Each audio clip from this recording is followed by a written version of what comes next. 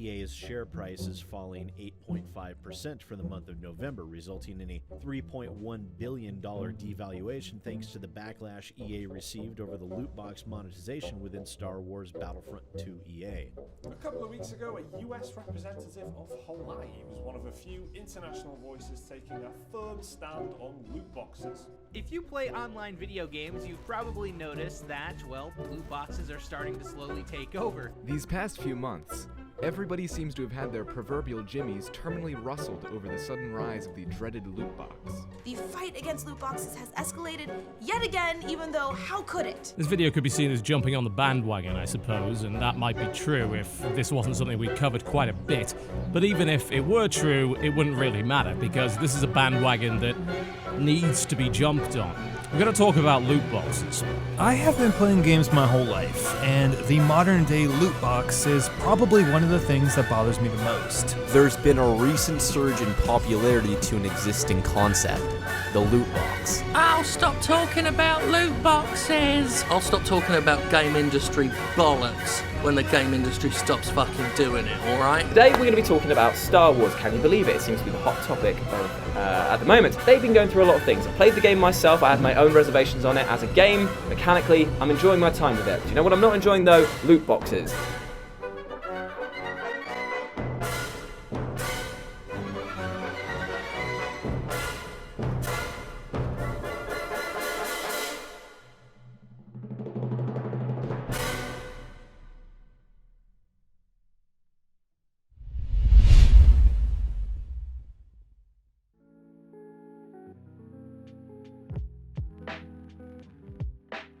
Seems like the only thing anyone talks about is the infamous microtransactions and loot boxes that have been plaguing games recently, and I guess I'll be adding to this discussion because I'm here writing this script and it's fucking difficult to come up with video ideas. So I'm gonna copy all the other miserable cunts on this site and complain about loot boxes because that's what we do, you know. YouTube is for complaining, and that's pretty much it. Anyway, if you couldn't already tell from that very long intro, today's video is going to be talking about loot boxes, microtransactions, the lot, and why I changed my mind about them.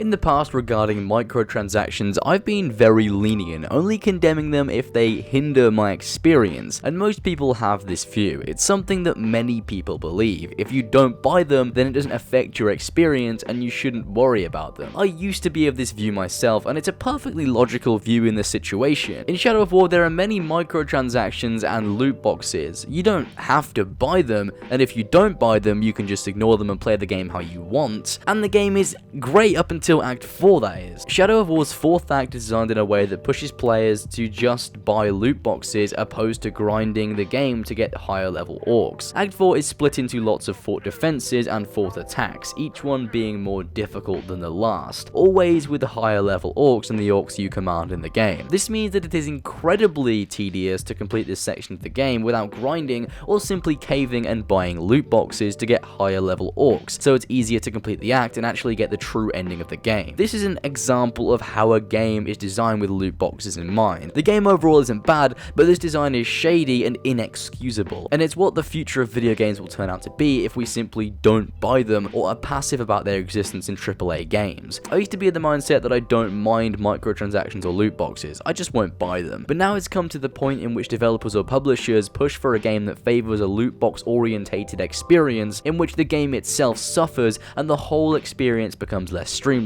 Like how Shadow of War's true ending is locked behind a pay-to-win wall or an absolute grind fest. More and more games are trying to get away with this, and if people just sit back and let it happen, then the future of games really is going to be a corporate wet dream.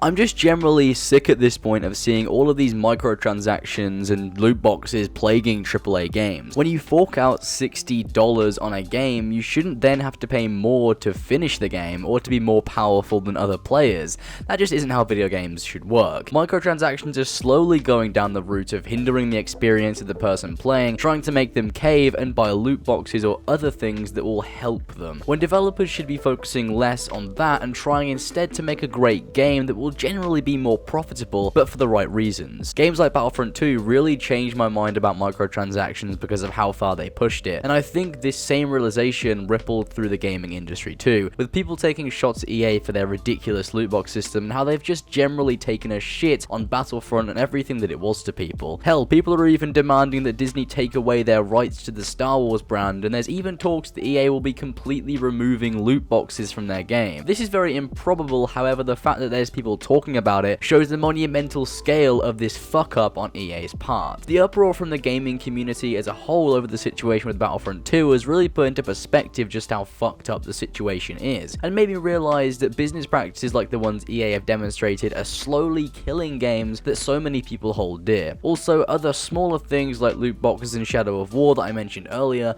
and the horribly overpriced gear packs in Assassin's Creed Origins, which have tipped me over the edge, causing me to completely be against any form of microtransaction. Companies like EA have pushed too hard to implement them into all their games, and other developers have followed in their footsteps, and with the overabundance of games that include microtransactions or loot boxes, it just leaves you feeling dirty playing a game that features them so heavily, and sadly, they're hard to avoid these days, so you get that feeling when playing a lot of games that have come out in the last few years. Turning off a game with a bad taste in your mouth due to things like microtransactions really affects your experience, and now I'm just sick of buying a game, loading it up, seeing some variation of a loot box or a gear pack forced into the game due to nothing but for the sake of profit.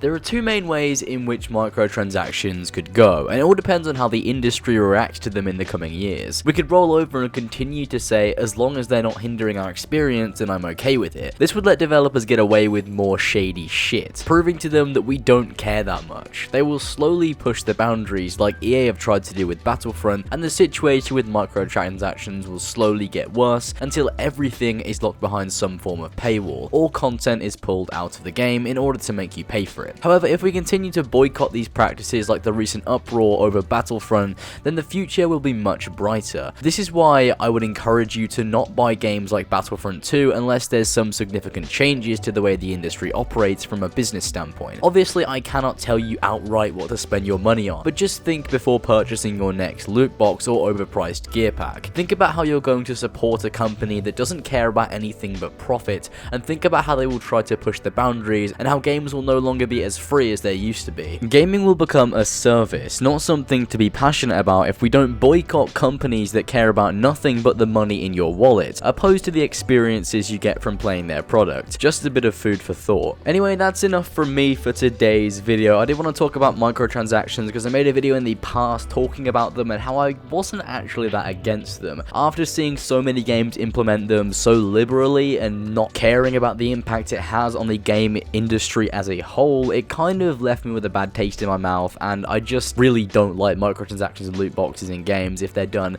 incorrectly, like in EA games like Battlefront. It's just getting very, very tiresome at this point, and if we don't boycott these things, then the situation is bound to get a whole lot worse. Also, I just want to take this time to apologize for the lack of uploads recently. I'd rather spend time making videos like this that I genuinely enjoy making and that take time and effort to make than making other videos that I force myself to do. The Sekhmet boss battle video that I made the other day, I had to force myself to create, whereas videos like this, I actually get to express my opinions on stuff that I'm genuinely interested in at the moment. So I hope you guys are enjoying these new types of videos on the channel. After having a week's break, it kind of made me realize how instead of making content that is forced, I should make content that I genuinely enjoy making. So I know a lot of you didn't subscribe to videos like this, but I hope you guys can enjoy this new type of content that I'm going to be making a lot more of on the channel. Anyway, I'm going to stop rambling on. I hope you guys enjoyed the video, and be sure to go ahead and subscribe,